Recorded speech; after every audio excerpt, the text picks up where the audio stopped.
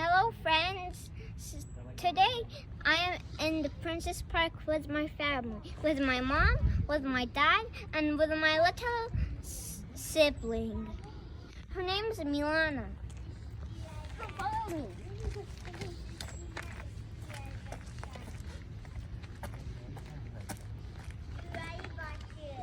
Neye başı mı? Okulda saçma cümleler dolanmış. Neye başına değil mi? Say hi, Dad. Yüzümüze eleme var. Hello. Say hi, my little sibling. Say hi, Milana. Hi. Hi Milana. There. Hi Shane.